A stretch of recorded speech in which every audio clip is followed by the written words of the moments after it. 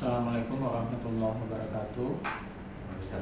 Allah wabarakatuh. Oke, eh, Oke, selamat pagi dan eh, salam sejahtera buat selamat kita pagi semua. dan salam sejahtera buat Pertama-tama, kita semua. hamdan syukralillah, salawat Pertama-tama, dan salam ala hamdan rasulillah wa ala syukralillah, alihi salatan washabihi salam wa ala mawala. Rasulillah wa ala alihi washabihi wa Segala mawala. puji dan syukur Segala puji dan syukur kita panjatkan kehadirat Allah atas nikmat sehat, nikmat kesempatan kita pada hari ini masih diberikan umur panjang sehingga bisa bertemu secara daring untuk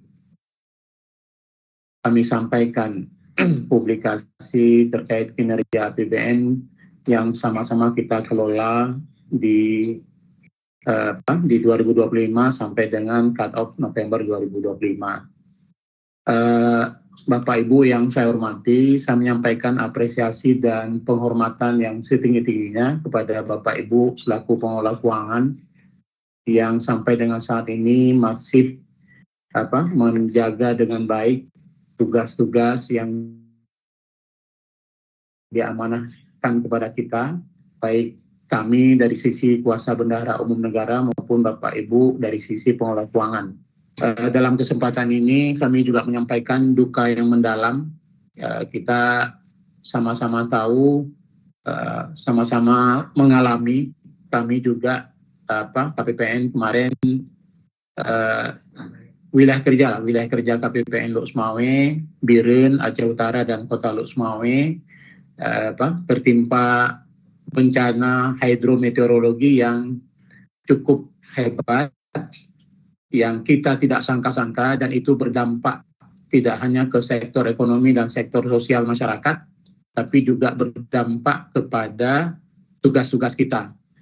Jadi pertama saya selaku pribadi maupun dari sisi institusi DJPB KPPN Lok Sumawe menyampaikan duka yang mendalam untuk Bapak Ibu dan masyarakat dalam wilayah kerja KPPN Lok Sumawe yang berdampak bencana tersebut. Kemudian yang kedua, kami juga sudah menginventarisir dan mengidentifikasi berbagai kondisi di wilayah kerja kami, Biren, Aceh Utara, dan Lok Sumawe, dan sudah kami sampaikan ke kantor wilayah dan kantor pusat kondisi satuan kerja, kondisi pengelola keuangan, dan kondisi wilayah kerja kami secara umum agar mendapatkan pertimbangan untuk dilakukan penyesuaian dan relaksasi oleh kantor pusat terkait pelaksanaan anggaran. Dan seperti kita ketahui, kantor pusat kami di Jabar Bendaraan Kementerian Keuangan juga sudah mengeluarkan berbagai relaksasi, baik terkait relaksasi di tahapan langkah-langkah akhir tahun, misalnya pengajuan gaji induk, pengajuan tukin, pengajuan P3 induk, dan berbagai pengajuan SPM yang lain yang diberikan kelonggaran dan penyesuaian dengan batas yang lebih panjang. Kemudian relaksasi kedua juga diberikan oleh kantor pusat Dijen Perbendaraan dalam bentuk relaksasi IKPA. Jadi beberapa indikator kinerja pelaksanaan anggaran sudah diberikan penyesuaian, adjustment, agar nanti di akhir tahun anggaran nanti akan ada penyesuaian capaian dari Bapak Ibu akan disesuaikan lagi, dikondisikan karena ada force major bencana hidrometeorologi kemarin. Kemudian juga kami dari sisi IKU di internal kita juga indeks kinerja utama kami juga akan menyediakan penyesuaian, tetapi intinya kami tetap bersama Bapak Ibu semua, kita mengawal sama-sama, kami memastikan bahwa anggaran yang sudah dialokasikan nanti kita selesaikan dengan baik, dengan husnul khotimah sampai dengan 31 Desember. Kemudian penyesuaian atau nanti ada kendala-kendala lagi kalau ada kendala di lapangan misalnya, kayak kemarin kami menginventarisir di proyek-proyek transfer ke daerah, itu ada beberapa proyek fisik yang berdampak banjir, kemudian ada desa yang hilang, itu sehingga dalam penyaluran dana desa juga akan kita sesuaikan akan kita relaksasi menyesuaikan dengan kondisi pengelola keuangan maupun aparat desa setempat. Mungkin itu sebagai pembuka. Kemudian sebagai kewajiban kami juga tetap menyampaikan publikasi kinerja APBN yang kita kawal sama-sama. Jadi ini merupakan APBN kita dari 105 satuan kerja dalam wilayah kerja KPPN Lusmawe. Kami kawal terus meskipun di tengah kondisi-kondisi yang perlu kita sesuaikan terkait bencana alam kemarin. Update yang pertama, seperti biasa kami sampaikan dari sisi pendapatan, ini kami menyampaikan terima kasih yang mendalam kepada Bapak Ibu, karena pendapatan terutama yang terkait pajak dan non-pajak ini juga tidak terlepas dari kontribusi Bapak Ibu pengelola keuangan, terutama bendahara pengeluaran dalam memotong, memungut, dan menyetorkan setiap pajak-pajak yang ada dalam alokasi anggaran di tempat Bapak Ibu semua. Jadi kalau dari sisi angka, penerimaan pajak sampai dengan November 2025 kemarin, itu sudah di angka 1,12 triliun di dalam wilayah kerja KPPN Lusmawe, sedangkan penerimaan non-pajak itu di angka 272,87 miliar. Secara total ada 1,39 triliun, itu pendapatan negara yang diperoleh yang kita tata usahakan sampai dengan November 2025 kemarin. Kami yakin mungkin dalam perkembangan berikut kan ada tagihan-tagihan di bulan Desember, tapi juga kami juga akan mendata ulang lah. Siapa itu ada beberapa potensi-potensi tagihan, potensi potongan yang memang diberikan relaksasi juga dari sisi pajak, itu juga akan menjadi perhatian kami untuk kami review. Kemudian berikutnya dari sisi belanja, posisi belanja dari sisi kelompok belanja, pertama dari kelompok belanja pegawai, ini dari alokasi 1,79 triliun di 2025, itu sudah terrealisasi 94,33%. Posisi belanja barang juga relatif stabil di angka 73%, hanya di belanja modal yang masih di bawah 50% atau di angka 40,76, dan di belanja bansos yang hampir sudah sempurna 100%. Poin kita di belanja modal ini yang kita kawal sampai dengan akhir tahun anggaran 2025. Kemarin juga sudah kita sosialisasikan mekanisme Erpata maupun mekanisme pelaksanaan anggaran kalau sekiranya ada kegiatan-kegiatan yang terutama yang terkait belanja modal yang harus dilakukan dengan mekanisme SPM Erpata, rekening penampungan akhir tahun anggaran, itu sudah kita fasilitasi, dan mulai dari tanggal 17 Desember kemarin sudah dibuka ketentuan penyampaian SPM Erpata sampai dengan tanggal 23 Desember. Jadi mohon nanti Bapak Ibu, terutama yang satker-satker yang ada alokasi belanja modal yang kemungkinan tidak bisa selesaikan 100% sampai dengan 23 Desember, nanti sudah bisa melakukan sudah bisa mengajukan SPM Erpata kepada kita setelah dikonsultasikan. Nanti minta tolong Bapak Ibu yang memang ada alokasi belanja modal dan misalnya ada pengerjaan konstruksi dan pengadaan yang belum selesai, nanti bisa dikomunikasikan dan konsultasi ke kita. Secara total 2025 dari alokasi KL Kementerian Lembaga 2,51 triliun itu sudah terrealisasi 86,36%. Memang pemerintah juga sudah mengambil kebijakan terutama untuk 3 provinsi yang berdampak bencana, walaupun memang tetap dituntut indikator penyerapan anggaran, tetapi sudah dilakukan penyesuaian dalam IKPA-nya bahwa ini juga nanti akan menjadi perhatian pemerintah, perhatian kami Untuk realisasi anggaran untuk 3 provinsi yang berdampak bencana nanti akan disesuaikan dari indikator IKPA-nya. Kemudian dari sisi TKD, ini kami update sedikit dari sisi dana transfer ke daerah. Ini teman-teman kemarin yang kita sudah kunjungi dari Aceh Utara yang mendapatkan alokasi dana transfer daerah tertinggi, juga sangat berdampak dari sisi penyalurannya. Tetapi secara total ini terbantu karena penyerapan rutin dana alokasi umum yang kita salurkan secara bulanan itu juga terrealisasi secara proporsional. Karena setiap bulan ini sama kayak Bapak Ibu kayak yang di Kementerian Lembaga Satuan Kerja juga ada alokasi gaji dan tukin. Ini kalau untuk dana transfer ke daerah, gaji dan tukin mereka itu kami transfer melalui mekanisme DAU, dana alokasi umum, yang dari pagu 2,3 triliun 2025 sudah terrealisasi di angka 2,1 triliun atau 92,60%. Ini yang lumayan membantu dari porsi penyerapan ya, karena di beberapa alokasi anggaran yang lain untuk dana transfer ke daerah sedikit lambat, misalnya dari dak fisik misalnya untuk dana alokasi khusus fisik di dana desa juga masih 82%, dan ini dua alokasi anggaran yang sangat berdampak karena bencana kadang sedang dibangun fisiknya ya, kemarin belum 100% sudah hancur kembali. Kemarin sudah kita data ya beberapa sektor dak fisik yang berdampak karena bencana ini dan sudah kita laporkan ke kantor pusat.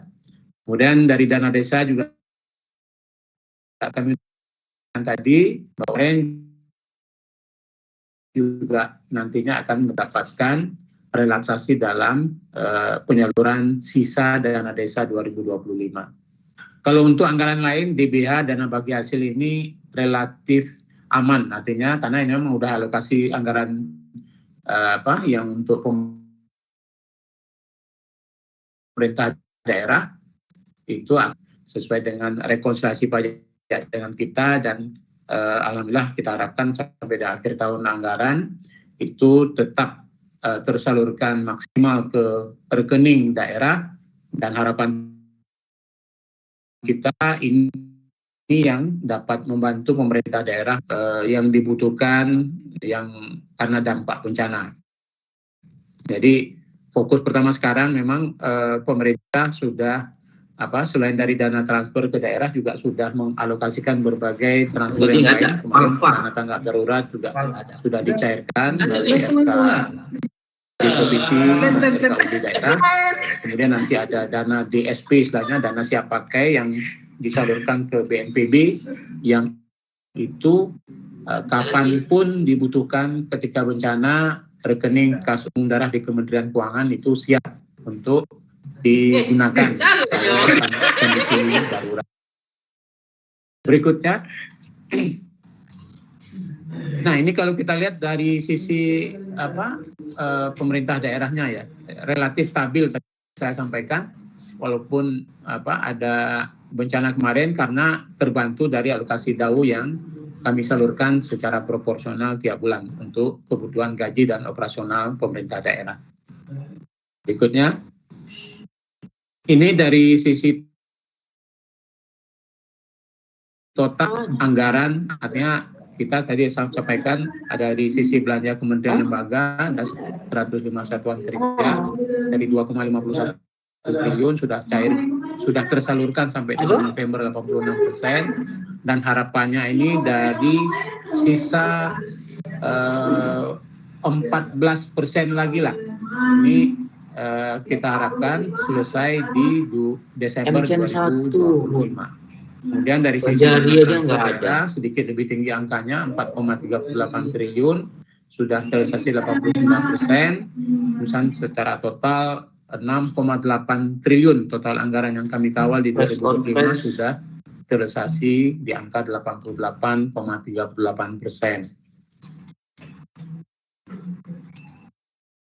Berikutnya kami bridge juga untuk sisi pembiayaan. Ini dari pembiayaan ultra mikro untuk 3 kabupaten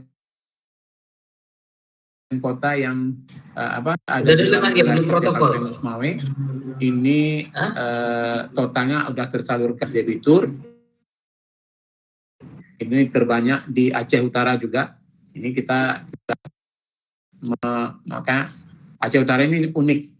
Jadi secara luas, kemarin paling luas, jumlah penduduk juga di atas 500.000, anggaran APBN juga terbesar di sini, dan dampak banjir kemarin juga yang paling berdampak adalah Aceh Utara. Kita kemarin KPPN bersama dengan Kemenq 1 juga sudah melakukan bak di Kecamatan Sawang, pegawai KPPN di seluruh Indonesia. Kemudian tadi malam kami juga sudah berkunjung ke salah satu wilayah Kabupaten Aceh Utara. Itu luar biasa, di pos di kantor-kantor desanya yang ada alokasi desanya terpampang. Maka ketika melihat alokasi dana desa, jadi teringat bahwa tugas kami ini berikan terus ke desa-desa. Tadi malam jam 11 malam kami kembali dari Langkahan, itu sudah kami salurkan dari seluruh pegawai Kementerian Keuangan di Indonesia melalui KPPN, melalui BL Korban.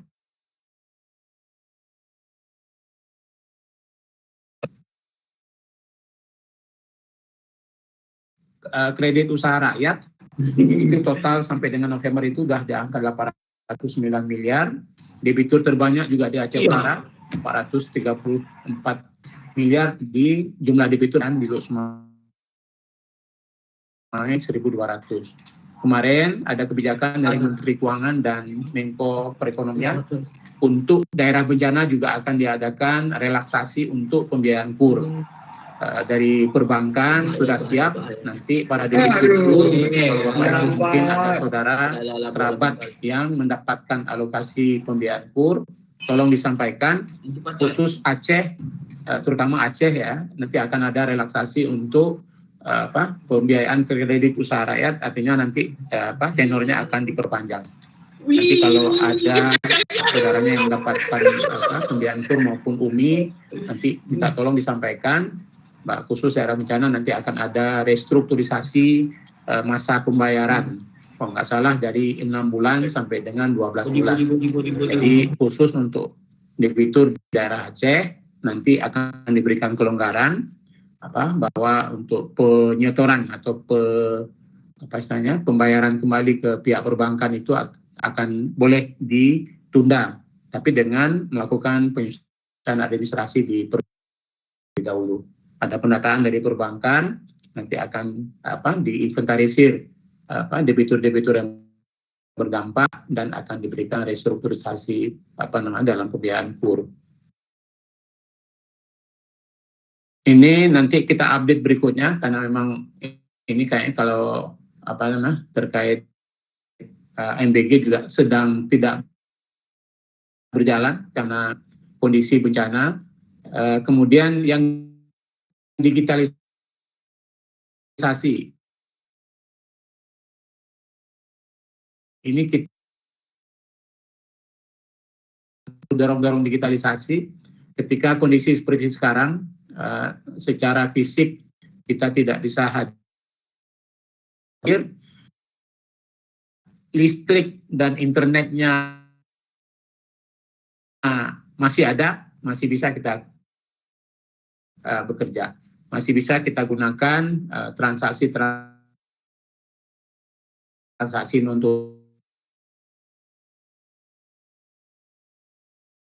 tunai dengan membelanjakannya ke vendor-vendor yang memungkinkan berbagai instrumen seperti yang Bapak Ibu ketahui, minta tolong kartu kredit pemerintah, daftarkan usernya, minta tolong dimaksimalkan. Nah, terakhir kami sudah bersurat juga ke Bapak Ibu dan seluruh mitra kerja kami, ke Taspen Perbankan, Bank Indonesia, dan seluruh stakeholder kita bahwa KPPN dalam setiap layanan kita tahu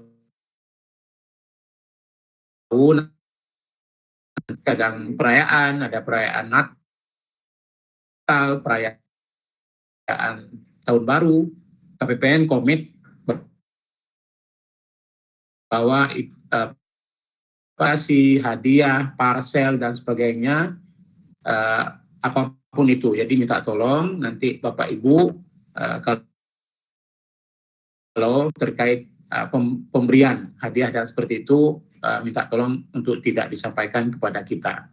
Saluran pengaduan sudah ada WhatsApp yang secara ofisial langsung nyambung ke saya, kemudian email, ada juga website Sipandu, telepon, dan whistleblowing system yang bisa digunakan oleh Bapak Ibu untuk menyampaikan pengaduan kalau sebenarnya ada layanan yang dirasakan tidak sesuai dengan janji layanan yang kami sampaikan. Mungkin itu yang bisa kami sampaikan. Sekali lagi terima kasih banyak kepada Bapak Ibu, sehat-sehat semua. Ini kita 2 kali ya tugas pertama mungkin menjaga kondisi kesehatan pribadi dan keluarga, tapi di sisi lain kita ada diamanahkan untuk mengelola keuangan, juga menjaga kesehatan keuangan di kantor masing-masing. Jadi tetap sehat di akhir tahun, jaga kesehatan. Kemudian kalau ada hal-hal yang perlu kami support, misalnya terkait listrik, internet, kita ada fasilitas wifi yang kencang di kantor.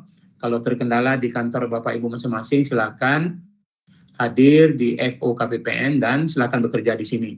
Sehingga tidak ada nanti layanan akhir tahun atau tagihan akhir tahun yang tidak kita selesaikan dengan baik.